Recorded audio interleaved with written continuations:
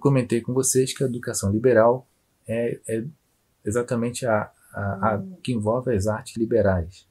As artes liberais são as artes do homem livre, que torna o homem livre.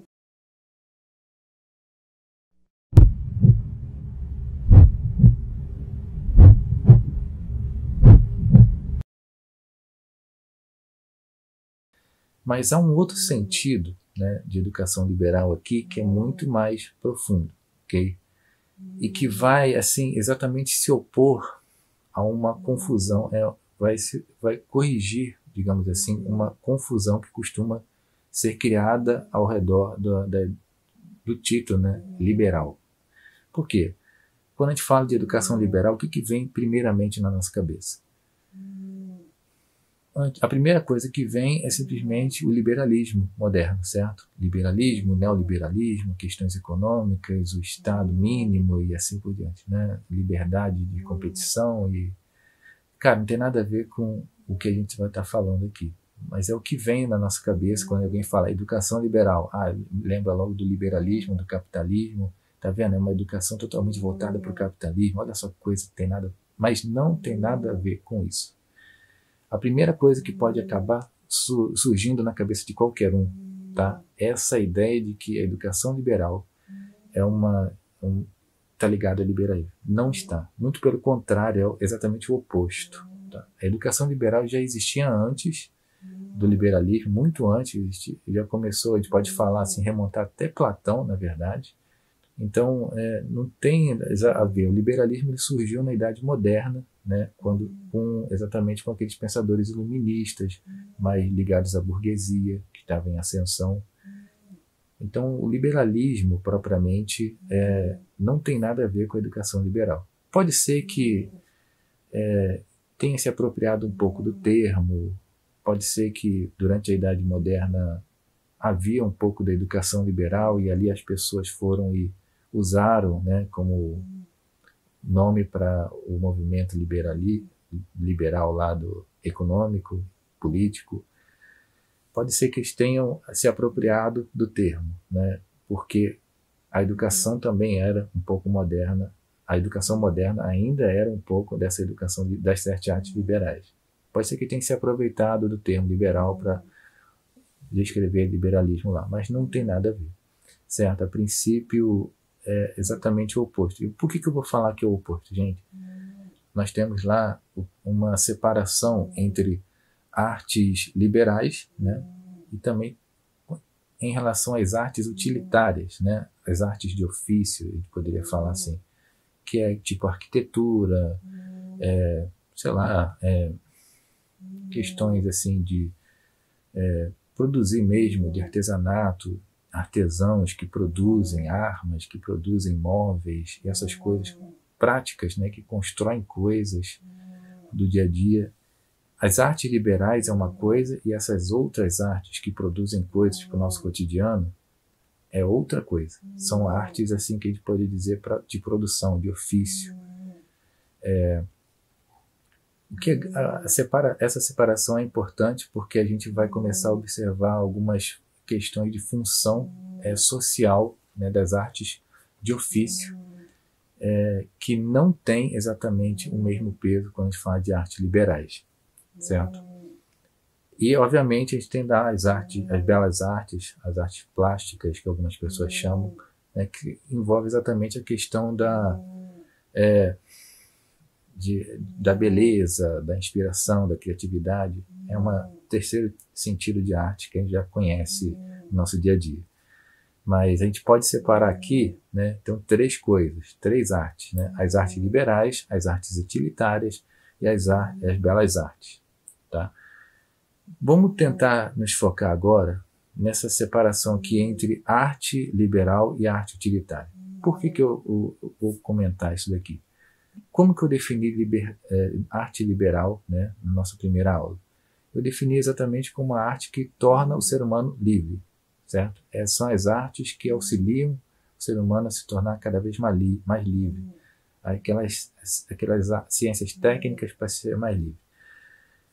Pois bem, quando a gente pensa nisso, o que está aqui por trás, gente? por trás dessas artes liberais. O que está aqui é também uma coisa que encerra no próprio sujeito, encerra naquele que está estudando. Quando você, então, basicamente se dedica às artes liberais, você faz algo para você, porque você quer, porque você gosta, sabe? Encerra no próprio indivíduo. Não há uma coisa do tipo, eu estou fazendo isso daqui, tá? Estou aprendendo, estou estudando as artes liberais, para quê? Para ganhar um diploma?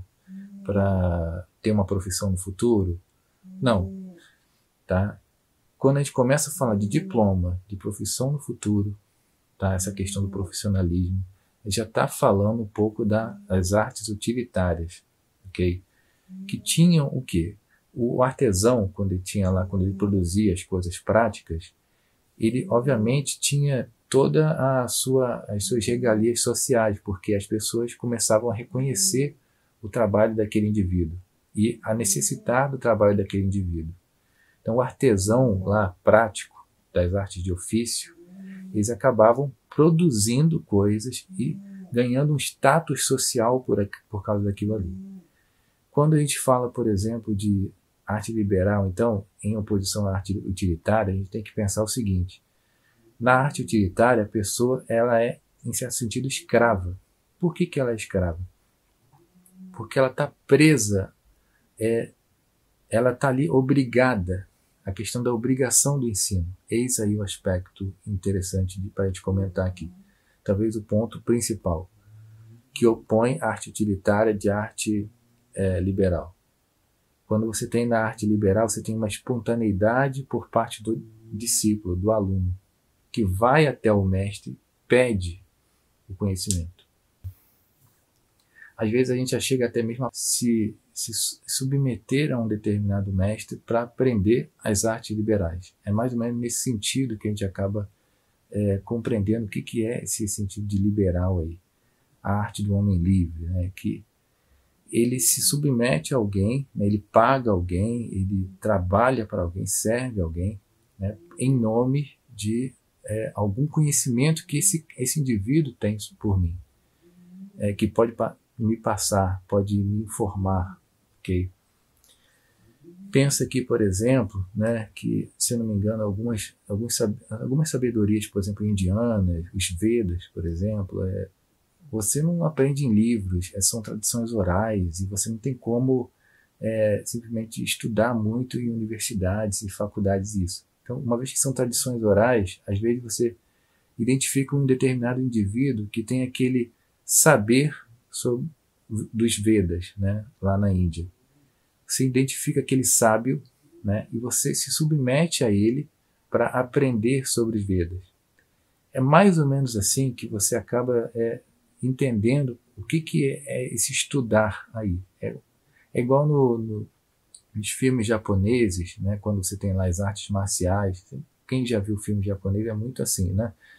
Tem lá um mestre de artes marciais, aí aparece um discípulo e pede assim, né, humildemente, abaixa a cabeça, se dobra, né, coloca a cabeça no chão, pedindo, né, suplicando para que aquele mestre ensine artes marciais para ele. Diferentemente lá da arte de ofício, por assim dizer, que a gente está chamando arte utilitária, que você está ali porque você precisa saber fazer essas coisas para poder viver em sociedade. Você precisa de ter o status social para você ter, digamos, o seu salário, você ter uma profissão, certo? Você se sente meio que obrigado a estar ali. Ou até mesmo o ensino, né, que nós temos hoje, que é um ensino que obriga, né, obrigatório, né, na educação básica. Esse ensino obrigatório, ele vai surgir propriamente lá principalmente na Reforma Protestante, né, com Lutero, com Filipe Melanchthon, com a Didática Magna de Comênios. Comênios ali está já indo para um ideal um pouco aí burguês, nesse sentido de relacionar aquilo que eu estudo a uma função, a uma obrigação social, a uma relação social de aumento de status e assim por diante. você começa a observar então uma relação direta, tá, entre aquilo que eu faço e aquilo que eu vou viver, aquilo que eu estudo e aquilo que eu vou viver, tá? Nesse sentido, você acaba tipo sempre estudando por obrigação. Você não está estudando ali, você não está estudando Aristóteles porque você realmente está querendo adquirir as habilidades, o conhecimento a respeito de Aristóteles. Não, você está estudando para depois ganhar um papel, um diploma, uma referência de que você é letrado, você sabe sobre esse assunto e pronto. Agora você pode ter a sua vida lá profissional, né? As críticas que muitas das vezes as pessoas fazem ao sistema de ensino hoje, tá, é exatamente por causa disso, porque parece que o sistema de ensino está mais preocupado com números, notas, né? Os estudantes, quem estuda hoje em dia está mais preocupado com notas do que com o saber mesmo, com adquirir habilidade, adquirir conhecimentos. A gente está totalmente alheio ao conhecimento, parece que a gente está preocupado em, vou aprender, vou estudar um pouquinho isso daqui, porque eu vou, sei lá, eu vou dar uma palestra amanhã e essa palestra eu vou poder botar no meu currículo. Olha só, tudo é sempre uma coisa assim de anotações, questões burocráticas, você tem que anotar tudo que você faz, você vai ganhar um certificado para isso, para aquilo. Então, repara, é mais ou menos nesse sentido que você vê a ideia da arte liberal. Por quê? O aluno, ele não está ali, digamos, por alguma coisa que para ele viver lá na vida dele, para ele ter uma vida diferenciada. Não, ele não está por isso. Ele está pelo conhecimento, pela habilidade que aquele mestre pode proporcionar a ele. Quando a gente fala de arte liberal, não é só a arte que torna o ser humano livre, mas que o ser humano, por liberdade, ele enquanto ser humano, enquanto ser livre, iniciou o estudo daquelas artes. Não porque vai adquirir uma função social por causa daquilo ali, mas porque você estudou para se aprimorar, né? Essas 7 artes liberais às vezes servem como uma preparação, muitas das vezes são entendidas como preparação, okay? Para uma coisa que vai ser produzida depois. Então, a princípio, tá, gente, vamos entender dessa maneira, para separar aqui as artes liberais, tá bom, das artes utilitárias, e a gente pode aqui exatamente compreender melhor que educação liberal, tá, é exatamente o oposto aí de liberalismo, que no liberalismo, no capitalismo, a gente vai ter exatamente aquela coisa do profissionalismo cada vez mais crescente. É o capitalismo que vai desenvolver cada vez mais esse aspecto de profissões, de diplomas, e vai crescendo cada vez mais. Já nas artes liberais, a gente teria uma busca de estudos para se aperfeiçoar, tá? Então você não tem funções sociais que você vai... A princípio você pode até executar funções também como professor, ou aquilo que você está aprendendo vai ser aplicado na sua vida de alguma forma, mas você aprende aquilo ali para um crescimento seu, tá? Não para servir de uma profissão para você ganhar vida exatamente, tá bom? É mais ou menos esse sentido de artes liberais que a gente está pensando aqui, em oposição às artes utilitárias. As artes utilitárias, sim, a gente poderia associar mais ao liberalismo e capitalismo, tá? As artes liberais, não. Então, quando a gente fala de educação liberal, não tem exatamente a ver com o liberalismo, é exatamente o oposto, tá bom? Acho que isso aqui é bom destacar, bem legal esse assunto, porque vira e mexe a gente acaba confundindo e pensando que vai fazer uma defesa do capitalismo, alguma coisa assim. Muito pelo contrário, lembre que o capitalismo ele surge realmente na Idade Moderna, então antes a gente pode falar dessas artes liberais lá desde Platão, passando pelos helenistas, passando pelos padres da igreja, escolástica, enfim. Você tem na Idade Média, Idade Antiga lá, as artes liberais já sendo apresentadas para a gente, ok?